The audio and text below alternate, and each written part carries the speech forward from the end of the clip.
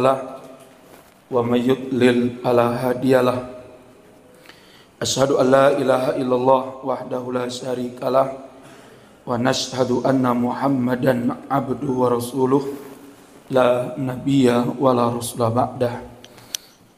Yang kami hormati dan yang kami muliakan pengurus takmir Masjid Istiqomah yang mudah-mudahan dimuliakan oleh Allah Subhanahu wa taala. Begitu juga yang sangat kami hormati dan yang kami muliakan para sepuh, para alim ulama, para ustadz, tokoh masyarakat yang mudah-mudahan dimuliakan oleh Allah Subhanahu wa taala. Begitu juga jamaah salat Isya dan tarawih yang mudah-mudahan dimuliakan oleh Allah Subhanahu wa taala. Selawat dan salam semoga Allah karuniakan kepada Nabi dan Rasulnya Muhammad sallallahu alaihi wasallam, kepada keluarga beliau, kepada para sahabat-sahabat beliau, dan kepada siapa saja yang mengikuti beliau dengan benar hingga tegaknya yaumul qiyamah. Baik Bapak Ibu sekalian yang mudah-mudahan dimuliakan oleh Allah Subhanahu wa taala, saya bersyukur kepada Allah Subhanahu wa taala pada malam hari ini bisa bersilaturahim, bisa berziarah di Masjid Istiqomah di Mojo Laban ya. Mudah-mudahan jamaah masjid ini diberi keistiqomahan oleh Allah Subhanahu wa taala sesuai dengan nama masjidnya ya.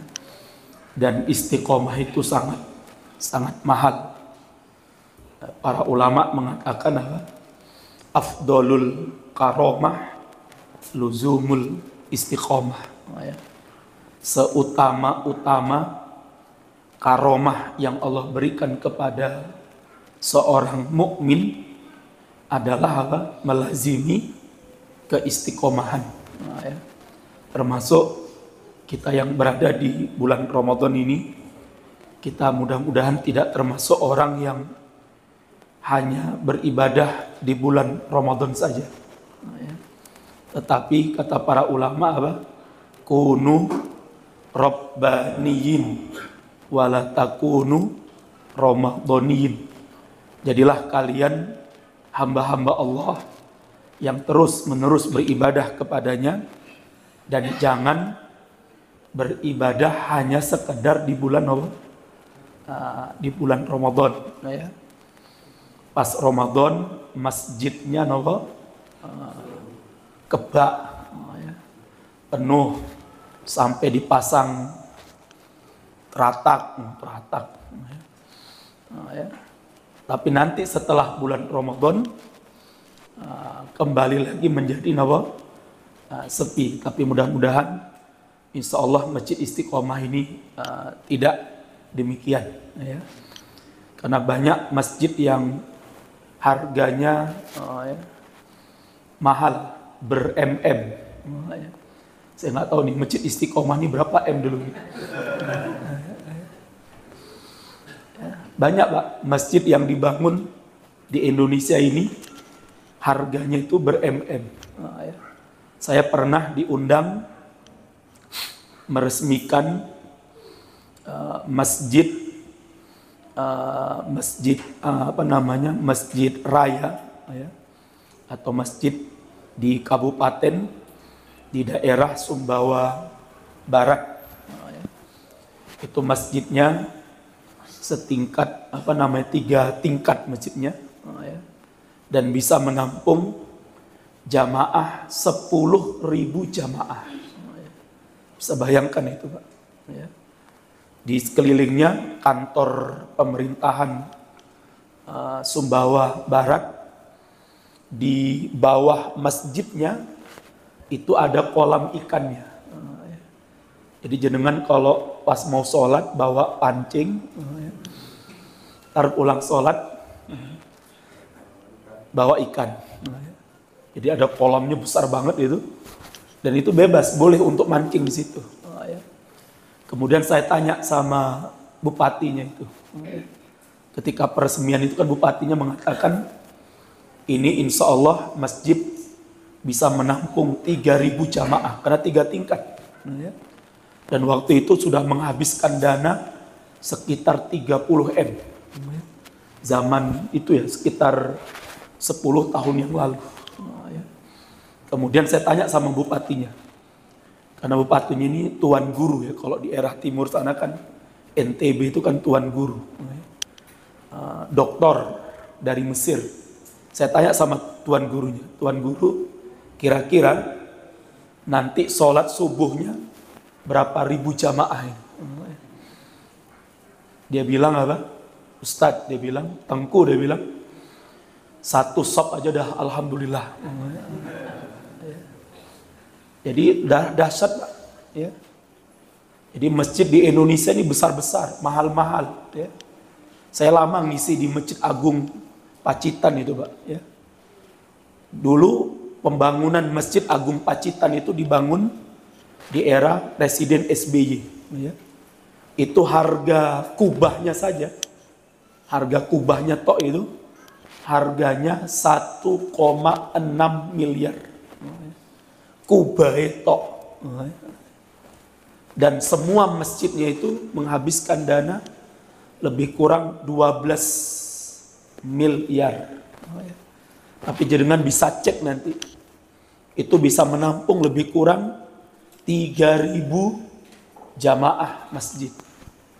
Nanti coba lihat sholat subuhnya, kira-kira berapa ribu itu. Maka alhamdulillah, ya, Masjid Istiqomah ini walaupun 1 M ya, 1 M itu apa ya? Mepet sawah.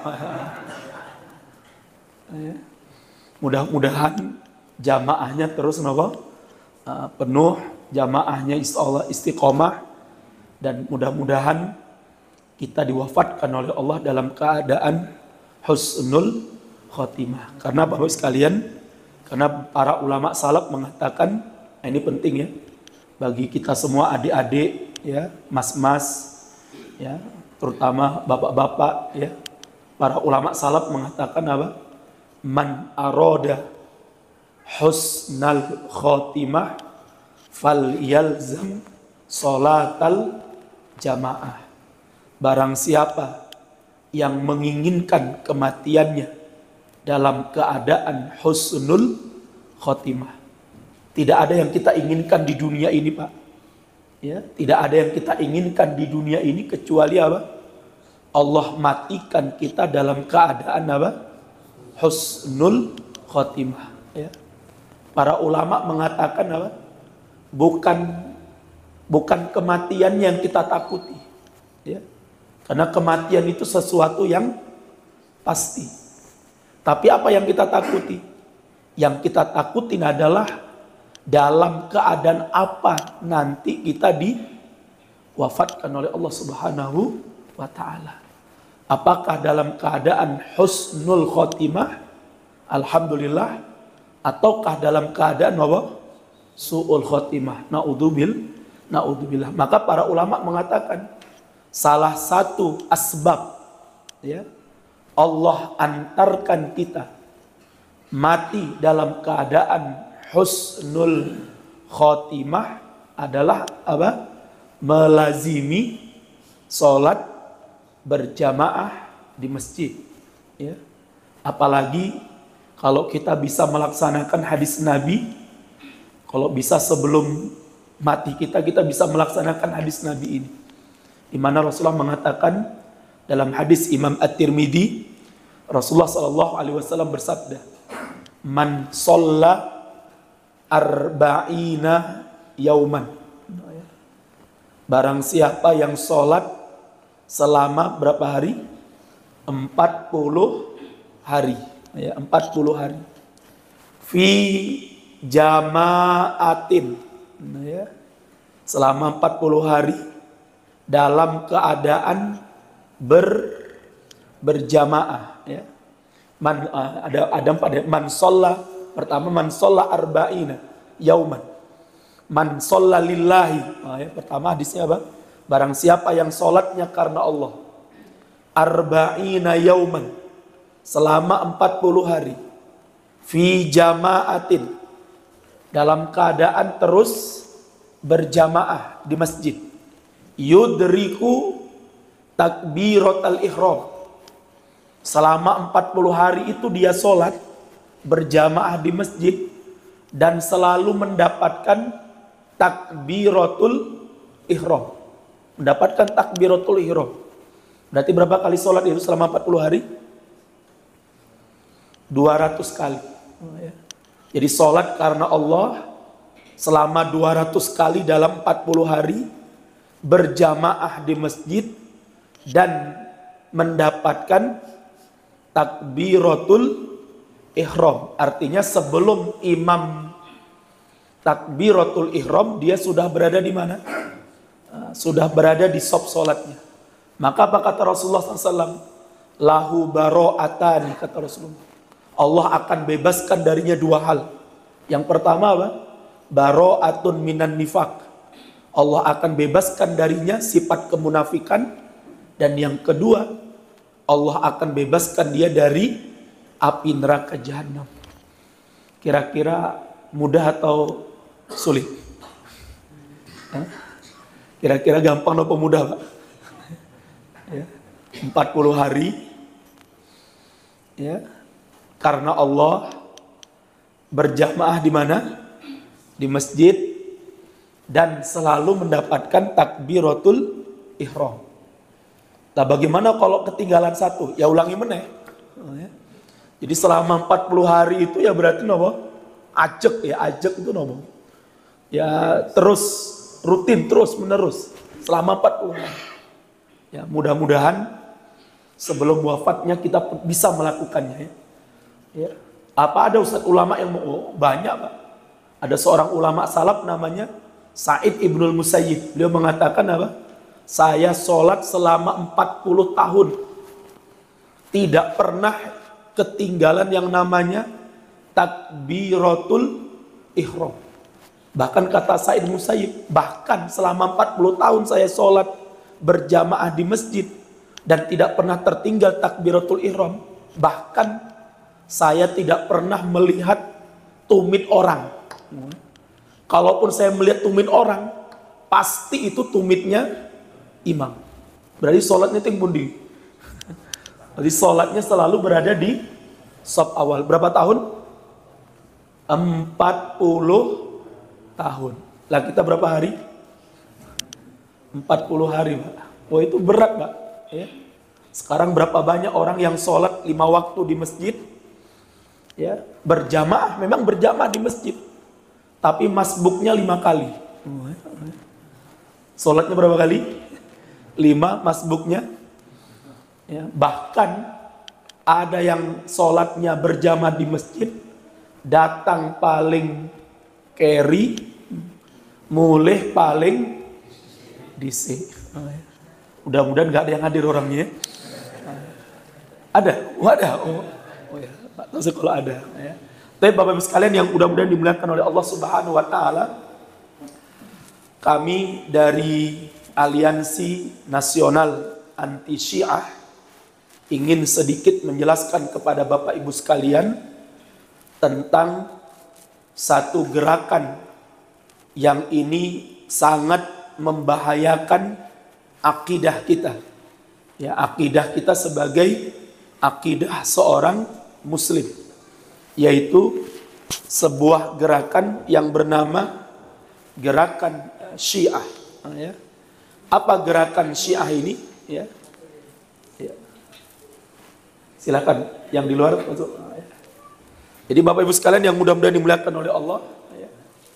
Gerakan Syiah ini adalah sebuah gerakan yang disepakati oleh para ulama, didirikan oleh seorang Yahudi yang ia pura-pura masuk ke dalam Islam, yang tujuannya ingin merusak Islam dari dalam tubuhnya Islam itu sendiri. Karena apa? Karena orang-orang kafir ini kalau merusak Islam dari luar itu berat. Maka mereka ingin merusak Islam dari dalam. Sebagaimana Yahudi telah berhasil merusak ajaran yang dibawa oleh Nabi Isa alaihissalam. Ya. Dan nanti bisa kita lihat ada salah satu di channel YouTube itu. Ada namanya Ustadz Ahmad Kainama. Beliau menjelaskan asal-usul Paulus di dalam doktrin kekristenan, yang mana Paulus inilah yang dianggap sebagai rasul di kalangan Kristen, padahal dia adalah apa? Seorang Yahudi yang telah merusak ajarannya Nabi Isa. Ya. Paus inilah yang kemudian memberikan doktrin kepada orang-orang Kristen bahwa Nabi Isa itu adalah nabi yang sudah disalib, dibunuh, kemudian disalib. Tidak hanya cukup itu saja. Kemudian Paulus memberikan doktrin bahwa penyaliban Yesus adalah sebagai bentuk atau sebagai dalam rangka apa? Untuk menanggung dosa-dosa kaum Kristian.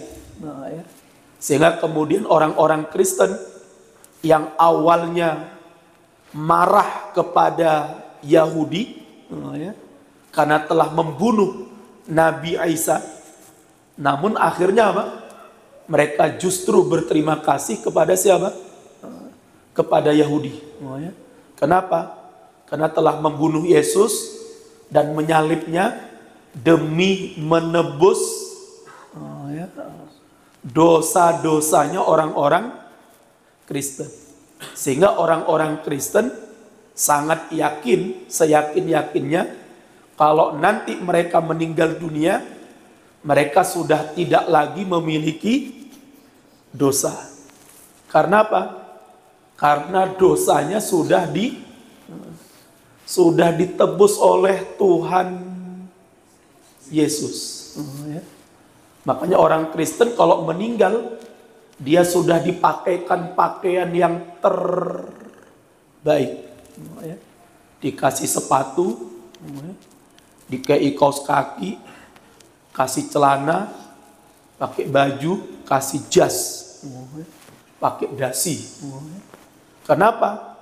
Ketika dimasukkan ke dalam kubur, dia langsung masuk ke surganya Bapa Allah. Kenapa? Karena dosanya sudah ditanggung oleh Tuhan, sudah ditanggung oleh Tuhan Yesus. Ya. Kira-kira jenengan mau boten, Pak? Padahal Allah katakan wala taziru waziratun wizra ukhra. Seseorang tidak akan menanggung dosa orang lain. Kan gitu. Apalagi Nabi Isa faktanya belum apa? Belum dibunuh dan belum pernah disalib. Namun begitulah Yahudi berhasil merusak ajarannya Nabi Isa alaihissalam beratus-ratus tahun.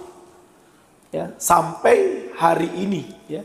Maka orang-orang Yahudi juga ingin melakukan hal yang sama ke dalam tubuhnya umat Islam. Maka datanglah seorang Yahudi dari Yaman, namanya Abdullah bin Saba.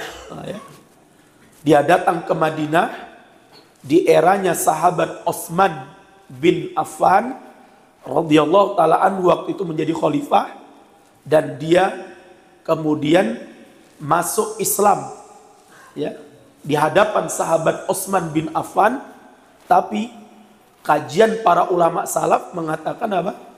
Masuk Islamnya Abdullah bin Saba ini hanya sebatas kamuflase, hanya sebatas untuk menipu umat Islam. Ya. Apa memang ada contohnya? Di negara kita juga pernah ada Pak dulu Pak. Dulu ada seseorang yang namanya, pernah dengar ya? Dulu kita pernah dengar namanya Senok Hurgronje, ya. Senok Hornje, ya. Dia seorang Kristen dari Belanda datang ke Mekah karena waktu itu dia punya misi. Bagaimana bisa menghancurkan umat Islam yang ada di Nusantara ini, terutama umat Islam yang ada di Aceh. Ya. Maka si Senok Hurgronje ini, agar dia bisa leluasa datang ke Aceh, dia datang ke Mekah dulu. Dia masuk Islam di Mekah, dia ganti nama menjadi apa? Abdul Ghaffar. Oh, ya. Dia belajar di Masjidil Haram. Dia belajar bahasa Arab, belajar tafsir, belajar hadis. Bahkan ada yang mengatakan saking cerdasnya Senok ini, dia bisa menghafal apa? Al-Quran. Nah, ya. Dia hafal Al-Quran. Sehingga ketika Belanda mengirimnya ke Aceh, dia pakai sorban, pakai jubah, maka orang-orang Aceh menganggap dia benar-benar apa? Syekh. Nah, ya. Padahal Syekhton. Syekhton. Nah, ya. Dan akhirnya apa yang dilakukan oleh Senok ini? Dia berhasil menghimpun para ulama-ulama di Aceh untuk tidak memberontak kepada Belanda. Ya. Ini hebatnya si Senok ini, Pak. Ya, si kafir yang berkamuflase Islam. Ya. Dia datangi ulama-ulama Aceh di sana, dia bilang apa? Belanda ini Amirul Mukminin. Wah. Belanda ini apa? Waliul Amri. Ya. Londo ini pemimpin kita, pemimpin negara kita. Allah mengharamkan memberontak kepada penguasa. Itu doktrinnya si Senok ini. Dan dia pintar. Dia bawa dalil-dalil. Ya, dia bawa surat Al-Maidah, innama waliyukumullah wa rasuluhu walladina amanu. Kemudian wa atiullah wa atiur rasul wa ulil amri minkum. Sudah dia bawa dalil-dalil. Akhirnya sekian banyak ulama di Aceh berhasil ditipu oleh si kafir Senok Hurgronje ini. Ketika dia ketahuan dan akhirnya dia keluar dari Aceh, kemudian dia pulang ke Belanda, sebelum matinya Pak, Senok ini kirim surat kepada temannya. Karena temannya pernah nanya, ya, apa benar kamu tuh udah masuk Islam Senok? Nah, maka dia tulis apa? Saya masuk Islam itu hanya untuk mempermudah misi saya di Nusantara, agar mempermudah misi saya di Indonesia. Maka pas kalian mudah-mudahan dimuliakan oleh Allah, maka para ulama mengatakan Abdullah bin Saba inilah orang pertama yang mengatakan bahwa setelah wafatnya Rasulullah Sallallahu Alaihi Wasallam, orang yang berhak untuk memimpin Islam dan umat Islam itu adalah siapa? Sahabat Ali bin Abi Thalib radhiyallahu taala anhu. Dan kemudian Abdullah bin Saba mengatakan, maka 3 orang sahabat yang sebelumnya menjadi khalifah sebelum Ali, mereka telah merampas hak daripada sahabat Ali. Akhirnya Abdullah bin Saba lah orang pertama yang mengajarkan kepada orang-orang yang mencintai Ali ini apa?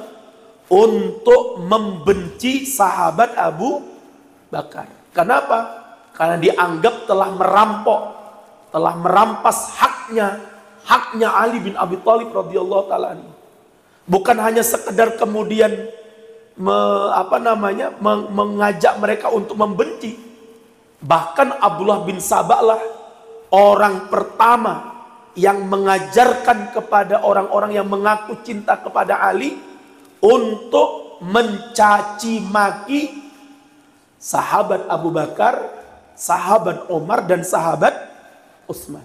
Bayangkan Pak, Bukan hanya itu saja, bahkan Abdullah bin Sabah terakhir mendoktrin kepada para pengikutnya bahwa Abu Bakar, Umar, dan Utsman radhiyallahu taala anhum ini telah kafir.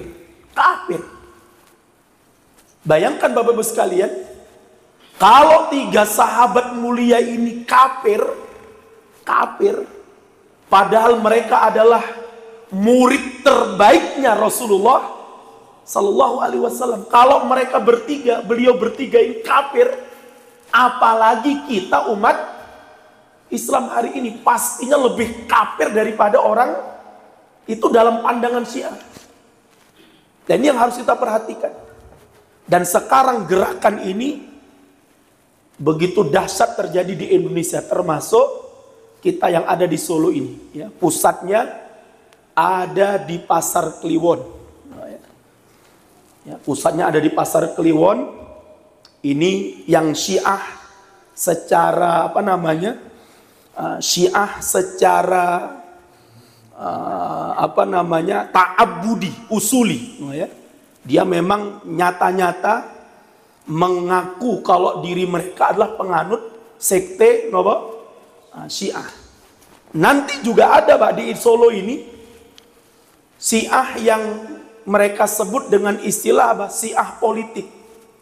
Bagi mereka persetan dengan ajaran Syiahnya. Yang penting bagaimana bisa menguasai masyarakat untuk digiring kepada Syiah. Ya. Mereka kalau ditanya ente Syiah, saya bukan Syiah tapi Muslim.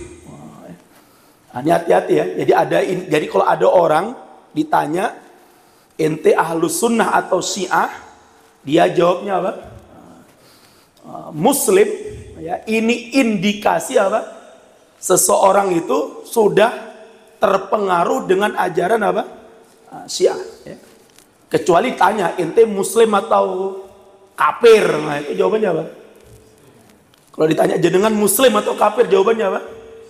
Muslim. Kalau ditanya Ahlus Sunnah atau Syiah, jawabannya apa? Kita apa? Ahlus Sunnah.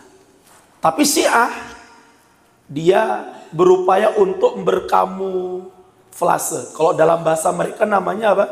Bertaqiyah. Ya, bertaqiyah. Jadi kalau ditanya bebek atau pite, belut, ini kan nggak nyambung ini.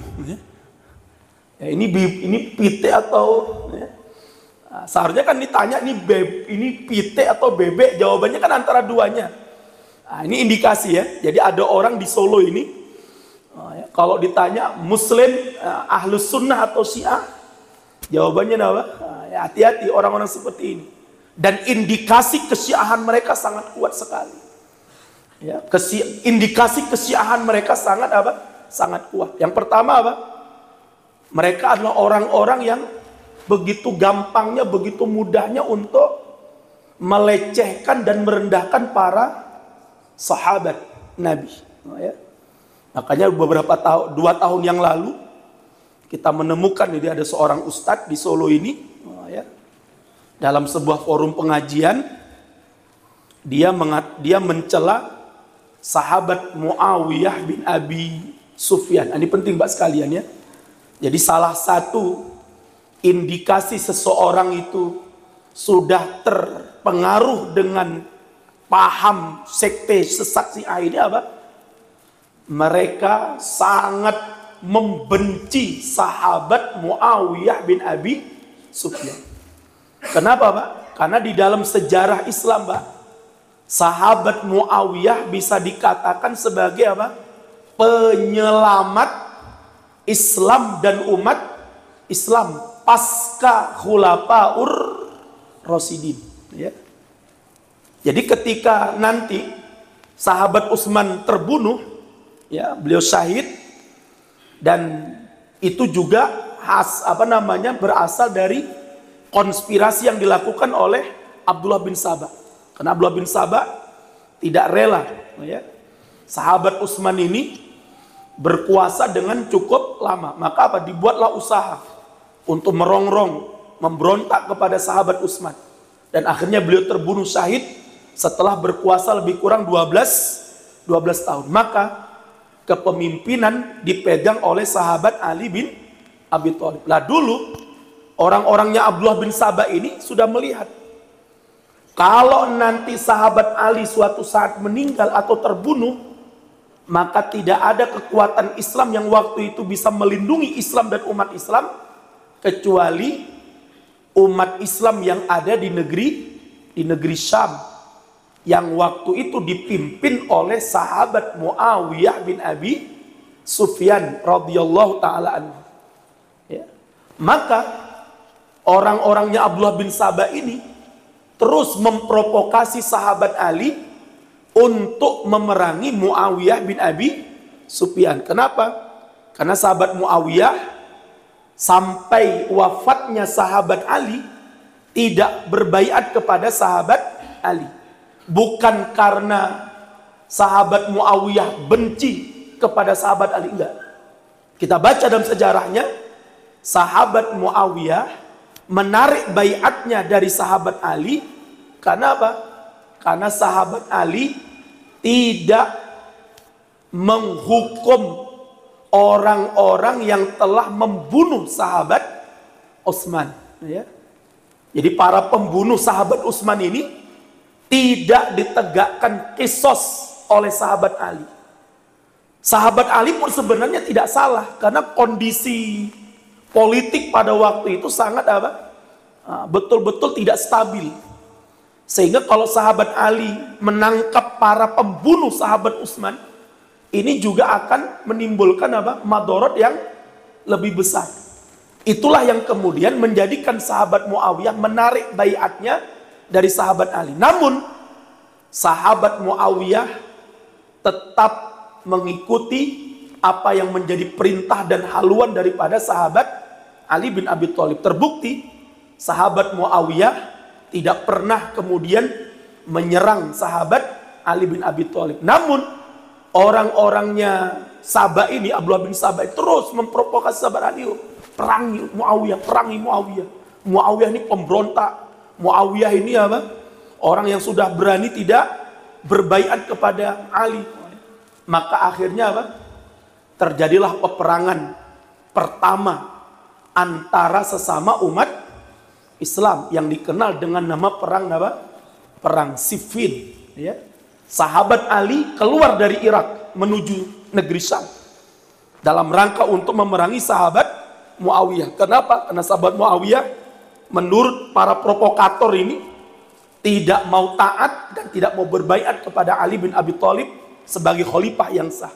Lah mendengar sahabat Ali keluar dari Irak menuju negeri Syam untuk memerangi Muawiyah, lah pastinya sahabat Muawiyah juga siap-siap. Oh, namanya mau diapain? Namanya mau diperangi yo, masa wis ora apa-apa. Siap mati ya, itu namanya mati konyol. Lah sahabat Muawiyah dapat informasi, oh ini sahabat Ali sudah keluar dengan sekian ribu pasukannya menuju negeri Syam untuk memerangi orang-orang Syam. Lah sahabat Muawiyah akhirnya mempersiapkan pasukannya. Tapi anehnya kemudian orang-orang Syiah menuduh Muawiyah kafir. Kenapa? Karena telah memerangi Imam Ali. Padahal kalau kita lihat sejarahnya, siapa yang duluan berangkat dari Irak ke negeri Syam? Itu sahabat Ali. Dan sahabat Muawiyah mempersiapkan dirinya. Dan ini ijtihad. Ini ijtihad ya. Ijtihad itu maksudnya apa? Kalaupun ijtihad itu salah, maka apa? Tetaplah sahabat Ali mendapatkan apa? Pahala. Makanya nanti menarik. Kita baca dalam catatan sejarah, Pak, sahabat Hasan itu mengkritik ayahnya. Wahai ayah, udahlah kita nggak usah berangkat ke negeri Syam. Ini kan perang sesama umat Islam. Ya. Nanti gimana kalau perang sama umat Islam? Jadi sahabat Hasan, putranya sahabat Ali, juga mengkritik ayahnya. Jangan berangkat ke negeri Syam. Kemudian nanti ada sahabat namanya sahabat Usamah bin Zaid. Ya. Kita tahu sahabat Usamah bin Zaid ini komandan perang termuda yang diangkat oleh Rasulullah menjadi jenderal di usianya yang 20 tahun. Ada yang mengatakan 18 tahun. Bayangkan ya. Jadi jenderal usia berapa? Sekarang orang 20 tahun baru apa itu? Baru masuk ya. Baru masuk TNI. Tapi Usamah bin Zaid usia 20 tahun sudah diangkat menjadi apa? Komandan perang, jenderal oleh Rasulullah. Diajak oleh sahabat Ali, ayo Usamah, kita berangkat ke negeri Syam, perangi Muawiyah. Kata sahabat Usamah, enggak. Cukuplah, aku dulu pernah membunuh seorang muslim karena dia sudah mengucapkan la ilaha illallah. Aku melihat bagaimana marahnya Rasulullah Shallallahu Alaihi Wasallam kepadaku. Nah, ini penting ya, karena ada kisah suatu hari Usamah bin Zaid dikirim membawa pasukan untuk perang. Lah, ketika dalam peperangan ada satu orang kafir yang melarikan apa? Melarikan diri, dikejar sama Usamah bin Zaid, sama Amr bin As dikejar. Ketika mau dipenggal lehernya sama sahabat Amr bin As kalau tidak salah, orang kafir ini mengucapkan kalimat apa? La ilaha illallah. Amr bin As gak jadi bunuh karena dia sudah mengucapkan kalimat apa? La ilaha illallah. Usamah bin Zaid, alah ini paling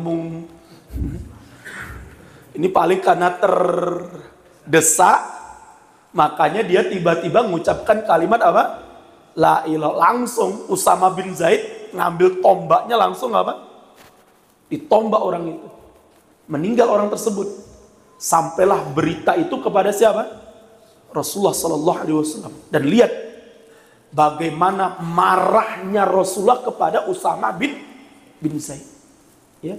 Sampai Usamah bin Zaid bela diri, ya Rasulullah, dia tuh ngucap la ilaha illallah tuh karena terdesak. Biar orang terdesak orang mungkin. Apa kata Rasulullah? Hal syakokta sodroh, kata Rasulullah.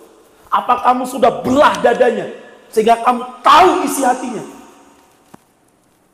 Sampai Rasulullah bilang, wahai Usamah bin Zaid, bagaimana dengan kalimat la ilaha illallah yang pernah yang dia ucapkan itu nanti datang di hari kiamat menghujat kamu, kata Nabi. Bagaimana jawabanmu? Sampai Usamah mengatakan apa? Andaikan aku waktu itu belum Islam, kemudian aku masuk Islam, maka dosa-dosaku akan apa? Hilang di sisi Allah. Maka Usamah diajak oleh Ali bin Abi Thalib, ayo berangkat ke negeri Syam. Usamah bilang, enggak lah, cukup yang itu jadi pelajaran. Aku nggak ikut. Akhirnya Usamah bin Zaid nggak ikut. Jadi menunjukkan bahwa sekalian di sini berarti apa? Menunjukkan sebenarnya ini perang antara sesama Islam. Dan itu merupakan apa? Ijtihad ya, karena memang kondisi politik waktu itu. Yang jelas sahabat Muawiyah kemudian membela diri dan akhirnya terjadilah perang Siffin yang mengorbankan ribuan umat Islam ya. Dan akhirnya terjadilah peristiwa namanya tahkim. Di dalam keadaan perang yang sangat berkecamuk, umat Islam waktu itu sudah banyak yang meninggal, banyak yang terbunuh dari dua pasukan ini. Maka Amr bin As menaikkan Al-Quran setinggi-tinggi mungkin, mengatakan apa? Di antara kita ada Al-Quran. Mari kita kembali kepada Al-Quran. Mari kita berhukum kepada hukum Al-Quran. Akhirnya apa? Berdamailah dua pasukan ini. Ya, maka sebelum sahabat Ali kembali ke kota Irak, beliau solati jenazah pasukannya, kemudian beliau datangi pasukannya sahabat Muawiyah yang terbunuh, beliau solati dan beliau doakan. Ini menunjukkan berarti apa? Sahabat Ali memandang dua pasukan ini, baik pasukan sahabat Ali dan pasukan Muawiyah, sama-sama masih muslim. Kenapa? Disolati oleh sahabat Ali dan didoakan dan dimohonkan ampunan oleh sahabat Ali kepada Allah Subhanahu wa taala.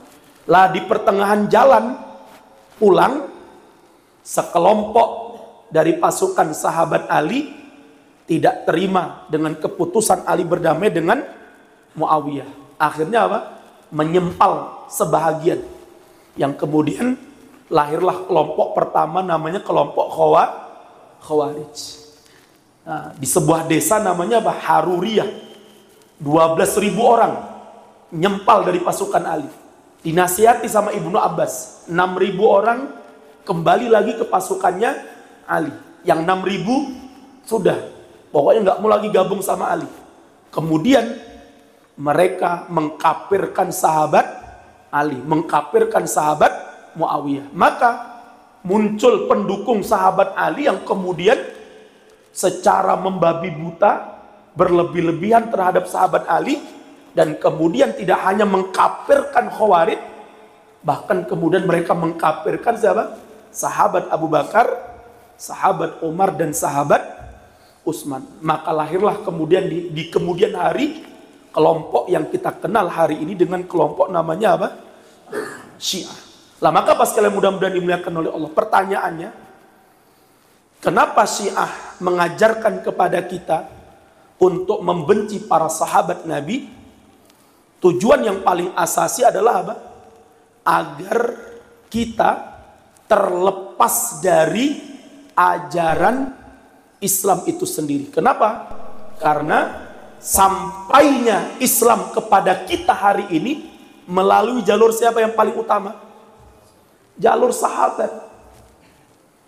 Kalau kita sudah membenci para sahabat Nabi, otomatis ajaran Islam, sumber hukum Islam yang terbaik, Al-Quran dan Sunnah, akan kita lepaskan. Kenapa? Ingat Bapak Ibu sekalian, Al-Quran sampai ke tangan kita ini dari jalur siapa? Para sahabat Nabi. Lihat ketika sahabat Abu Bakar jadi khalifah, terjadi perang namanya Perang Yamamah. 70.000 penghafal Quran dari kalangan sahabat Nabi syahid di Perang Yamamah. Sahabat Umar kemudian apa?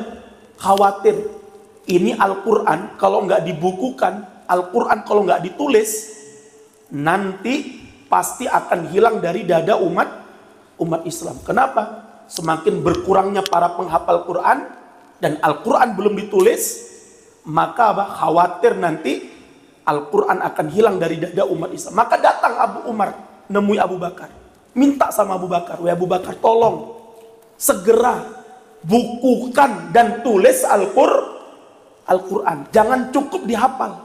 Iya, kita hafal. Lantas bagaimana nanti dengan generasi-generasi kita? Kalau nggak ada Al-Quran dalam bentuk tulisan, bagaimana nanti generasi dengan generasi kita? Abu Bakar lama mikir, ini bukan pekerjaan gampang. Kenapa? Menulis itu lebih sulit daripada menghafal. Menulis lebih sulit daripada membaca. Saya yakin, Pak sekalian ya, di antara kita insya Allah kita pernah berkali-kali menghatamkan Al-Quran dengan membaca. Tapi coba, siapa yang pernah khatam nulis Al-Quran? Saya kasih hadiah, Pokari.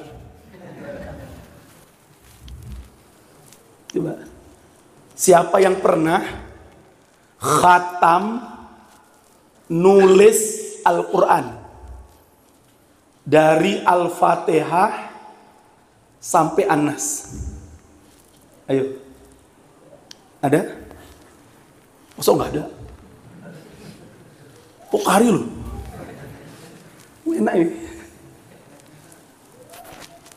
Kalau membaca, saya yakin di 10 awal bulan Ramadan ini, insya Allah sudah ada yang khatam, ya kan? Insya Allah sudah ada yang khatam. Sudah ada ya? Walaupun malu-malu. Ya nggak tahu ada atau tidak ya.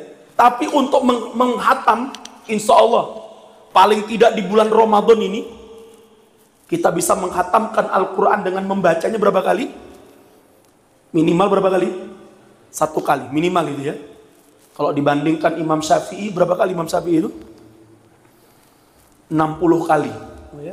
Dan riwayatnya sahih, Pak. Ya.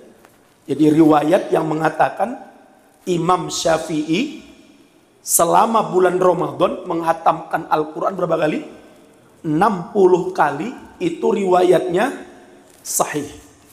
Berarti Imam Syafi'i setiap harinya khatam Quran berapa kali? 2 kali. Apa iso? Bisa.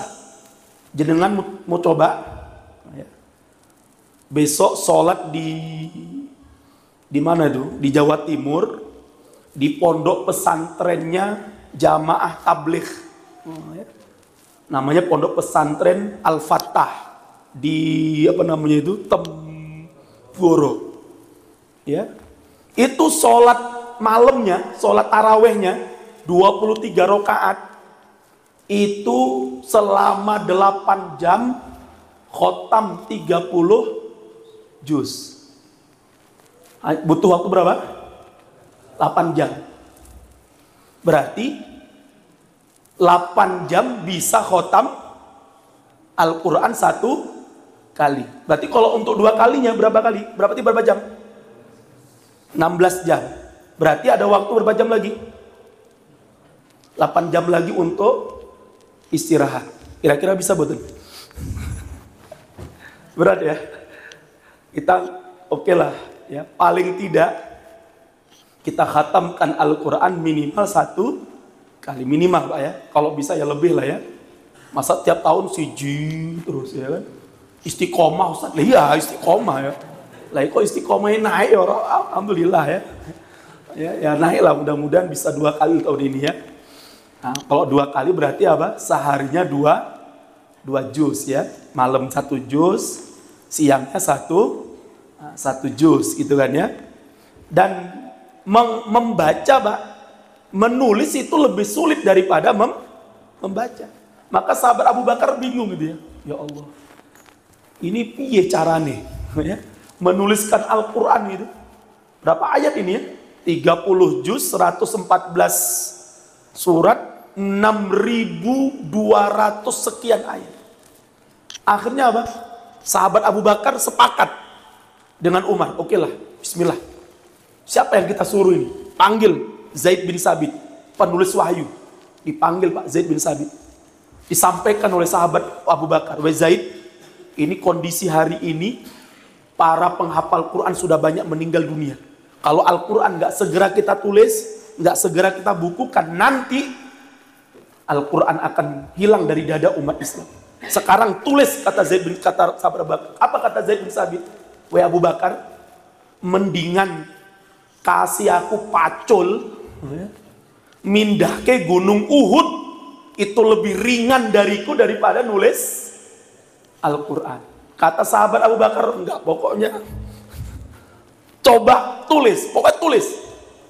Bayangkan Pak ya, kalau dulu Zaid bin Sabit nggak nulis Al-Quran, nggak bukukan Al-Quran, kemudian disempurnakan di eranya sahabat Umar, kemudian disempurnakan terakhir di eranya sahabat Utsman ya. Kira-kira kita bisa membaca Quran nggak sekarang Pak? Hah? Kira-kira kalau nggak ada mushaf Al-Quran, kira-kira bisa baca Quran nggak kita? Bisa Ustaz, juz 30. Itu pun dari Wadduha ya kan? Kita nggak bisa Pak. Masya Allah ya. Akhirnya di era sahabat Utsman, terkumpullah mushaf Al-Quran yang kemudian dikenal hari ini dengan mushaf apa? Mushaf Utsman. Dan yang menariknya Pak, dari literatur Quran yang saya baca, ternyata mushaf Utsman, mushaf yang dikumpulkan di era sahabat Utsman, Mbak, itu sudah mushaf seperti ini, tapi apa? Belum ada titiknya, belum ada harokatnya, dan belum ada tasbitnya. Bayangkan ya. Kira-kira kalau dulu Al-Qur'annya gundul itu, Mbak, bisa baca nggak kita itu? Ya. So, makanya disempurnakan Al-Quran itu, dikasih titik, dikasih harokat, dikasih tasdid di eranya siapa? Di eranya Bani Umayyah. Rajanya namanya Abdul Malik bin Marwan. Ya, siapa yang mengerjakannya? Yang mengerjakannya namanya Imam Ad-Du'ali rahimahullah ta'ala. Jadi Bapak sekalian, Al-Quran yang sampai kepada kita ini tidak lepas dari sahabat Abu Bakar, sahabat Umar, sahabat Utsman, Zaid bin Sabit, dan sahabat-sahabat yang lain yang menghafal Quran. Ada sahabat Ubay bin Ka'ab, ada sahabat ada sahabat Abdullah bin Mas'ud, dan sahabat-sahabat yang lain. Lah kalau sahabat itu kita katakan kafir, padahal periwayatan orang kafir itu tertolak. Berarti otomatis kita menolak apa? Menolak apa tadi? Al-Quran. Itu otomatis, Pak. Kita menolak Al-Quran, dan itu otomatis kita pasti akan tersesat. Makanya Syiah mengatakan apa? Al-Quran yang ada di tangan umat Islam itu palsu. Nah, terus mana yang asli? Sama kayak kasus ijazah.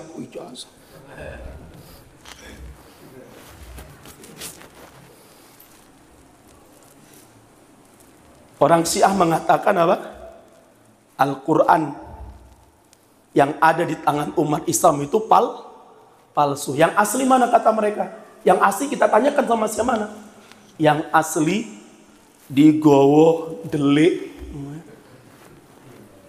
karo Imam Syiah yang ke-12 yang sekarang sedang delik. Jadi Syiah ini lucu, Pak. Punya imam katanya 12. Lah yang 12 delik. Deliknya itu sudah usianya berapa tahun? 1200 tahun. Nah, yang terbaru orang-orang Syiah sudah bisa nelpon imam yang delik ini. Kenapa? Imamnya sudah punya HP. Boh Oppo, boh Samsung, boh Vivo, ya boh. Lah pertanyaannya, sing ngirimi numpak pakai Oppo dulu. JNT nopo. Jadi ajaran Syiah ini memang ajaran lucu, Pak. Tapi di balik itu mereka menebarkan apa? Permusuhan dan kebencian kepada umat Islam. Ini yang pertama, Pak, sekalian. Maka kalau kita mengkafirkan para sahabat, otomatis kita akan berlepas diri dari Al-Quran. Na'udzubillah min. Itu yang pertama. Yang kedua, kalau kita mengkafirkan para sahabat Nabi, Pak, otomatis ribuan hadis Rasulullah yang sampai kepada kita dari jalur sahabat pasti akan kita tolak. Ini penting, ya. Kenapa demikian? Karena riwayat orang-orang kafir itu tidak sah dan tertolak. Maka Bapak sekalian mudah-mudahan dimuliakan oleh Allah, mari ya di bulan Ramadan ini kita tumbuhkan kecintaan kita kepada sahabat-sahabat Rasulullah dan kepada keluarga besar Ahlul Bait Rasulullah sallallahu alaihi wasallam. Ahlul Baitnya Rasulullah itu yang tentunya, Pak, yang harus kita ingat adalah istri-istri Rasulullah sallallahu alaihi wasallam yang dihina, dijelek-jelekkan, dicaci maki oleh Syiah. Ngeri, Pak. Ya, sampai orang Syiah itu di bulan Ramadan ini punya hari raya namanya peringatan hari raya Syiah. Hari raya Aisyah yang mereka peringati setiap malam 17 Ramadan. Ya, kalau kita malam 17 Ramadan memperingati hari apa itu? Nuzulul Quran. Tapi Syiah mereka memperingati malam 17 Ramadan sebagai apa? Hari dikeluarkannya Aisyah dari surga, dimasukkan oleh Allah ke dalam neraka jahanam.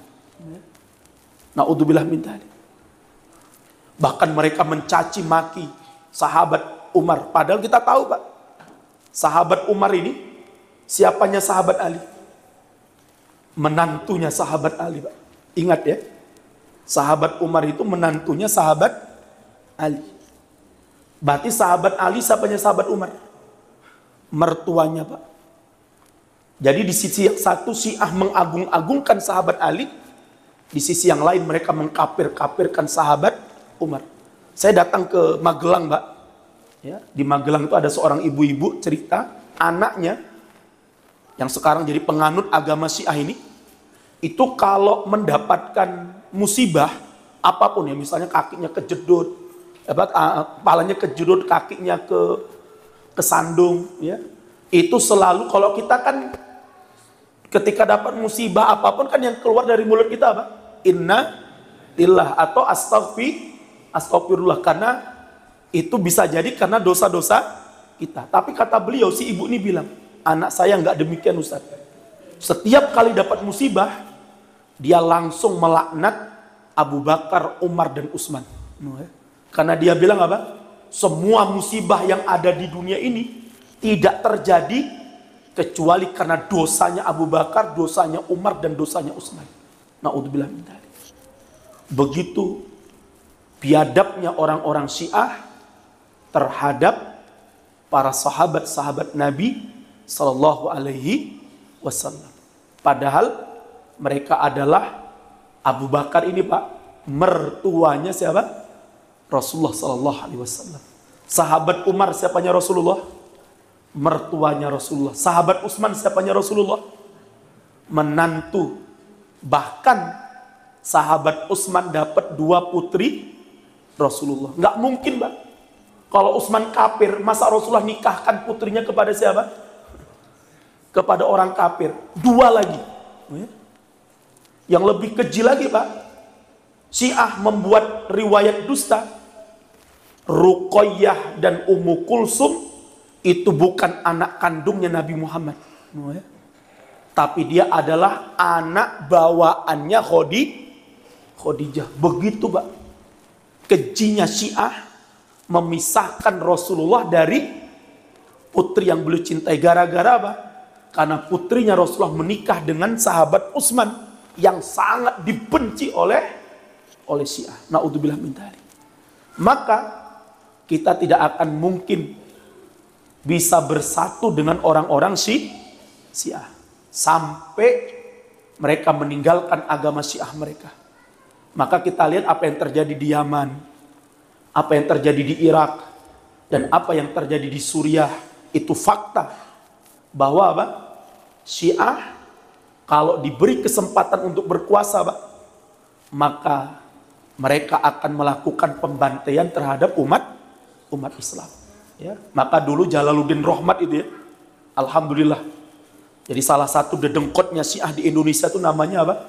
Jalaluddin Rohmat. Wah, dia pernah ngomong Pak, kalau Syiah terus diganggu di Indonesia, dia bilang apa? Saya pastikan perang Suriah akan saya pindahkan di Indonesia. Mati dia. Alhamdulillah. Sebelum dia pindahkan perang Suriah ke Indonesia, dia sudah mati. Malah yang dituduh mau memindahkan perang Suriah Anies Baswedan. Ini bukan berarti saya pendukung Anies Baswedan, enggak ya. Tapi kita dituduh Pak ingin membuat, padahal yang ingin memindahkan perang Suriah itu orang-orang Syiah ini. Ya. Ini penting untuk kita perhatikan Pak sekalian ya. Padahal Jalaluddin ini Pak, ketika hidupnya mencaci maki ibunda Aisyah, mencaci sahabat Abu Bakar. Sudah sekarang dia sedang berhadapan dengan Allah Subhanahu wa Ta'ala, dan dia akan pertanggungjawabkan semua itu di hadapan Allah.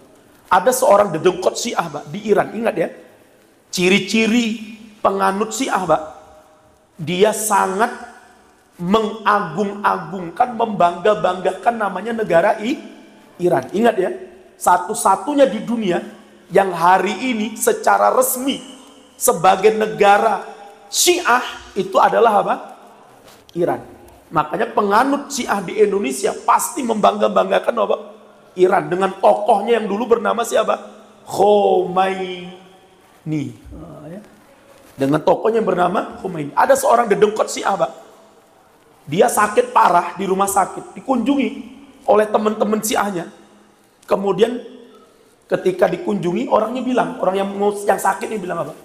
Kalau nanti Allah takdirkan saya mati dan kemudian Allah masukkan saya ke dalam surga, dan ternyata di surga saya ketemu sama Abu Bakar dan Umar, dia bilang, maka saya bilang sama Allah, ya Allah, keluarkan aku dari surga ini, masukkan aku ke neraka, itu lebih baik daripada aku di surga ketemu Abu Bakar dan Umar. Berarti Pak, orang Syiah nanti di mana tempatnya? Orang Syiah tempatnya di mana nanti? Di neraka, Pak. Karena apa? Karena mereka nggak mau di surga. Kenapa? Di surga ada Abu Bakar dan pasti Abu Bakar dan Umar berada di mana?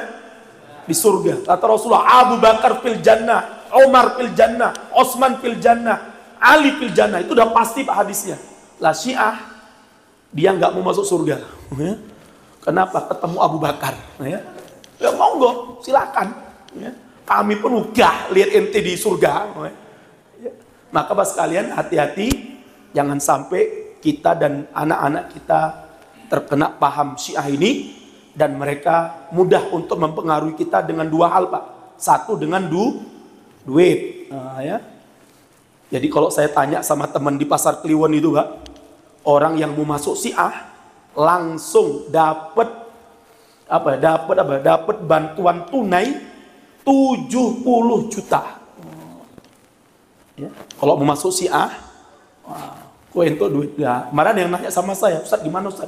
Kalau saya pura-pura masuk Syiah supaya itu duit 70 juta. Irfan barang kemudian nanti besok kabur. Itu namanya ngapusi, haram, ya udah, nggak usah minat karo duitnya Syiah. Itu yang pertama, Pak. Yang kedua, Syiah itu mudah mempengaruhi umat Islam. Kenapa? Syiah itu menghalalkan yang namanya kawin kontrak, kawin mut'ah. Ini yang banyak membuat anak-anak muda Islam, Pak, terpincut masuk ke dalam agama Syiah. Kenapa? Karena agama Syiah menghalalkan kawin kontrak, walaupun hanya 1 menit. Ini kawin apa? Kawin pitik. Kawin kok 1 menit. Pitik. Ngeri, Pak, ya, kawin kontrak ini. Yang terakhir, Syiah memberikan banyak kemudahan. Apa kemudahannya? Sholat hanya 3 kali. Sholat hanya 3 kali aja, Pak. Pagi, siang, karo malam. Asar ora ono, isya ora ono. Lah supaya nggak kelihatan dia Syiah, menjamak sholat. Makanya hati-hati ya. Kalau jenengan ketemu orang, dia nggak musafir, dia mungkin orang Solo, orang Mojo, Laban. Lah kok sholatnya asar dijamak karo zuhur, maghrib dijamak karo isya. Padahal dia nggak musafir, ora jamak motor. Maka apa? Ini pastikan ini orang apa? Indikasi kuat dia adalah apa? Syiah. Hati-hati. Syiah memberikan banyak kelebihan, Pak. Bahkan di bulan Ramadan, Pak, apa kata Syiah? Yang membatalkan puasa itu hanya makan dan minum. Ya, kalau ngudud ora. Kenapa? Karena ngudud itu nggak makan, nggak minum, asap. Maka akhirnya sing ahlul udud melu enggak. Naudzubillah min dzalik. Hati-hati. Mudah-mudahan Allah jaga kita semuanya. Allah lindungi anak-anak kita. Allah selamatkan anak-anak keturunan kita semuanya. Dan mari kita cintai para sahabat-sahabat Nabi dan ahlul bait beliau dengan cara Bapak memperkenalkan anak-anak kita dengan sahabat Abu Bakar, sahabat Umar, sahabat Utsman, sahabat Ali, sahabat Abdullah bin Mas'ud, Mu'ad bin Jabal, sahabat Tolhah, sahabat Zubair. Wah, masih banyak lagi. Mudah-mudahan kita nanti di hari kiamat dikumpulkan oleh Allah bersama Rasulullah dan ahlul bait beliau dan para sahabat-sahabat beliau. Amin ya rabbal alamin. Demikian Bapak sekalian, karena sudah jam 9 lewat seperempat. Demikian yang dapat kami sampaikan. Mudah-mudahan bermanfaat. Hadanallah wa iyyakum ajmain. Kami akhiri dengan doa kafaratul majlis. Subhanaka Allahumma bihamdika asyhadu an la ilaha illa anta astaghfiruka wa atubu ilaik. Billahi taufiq wal hidayah. Assalamualaikum warahmatullahi wabarakatuh.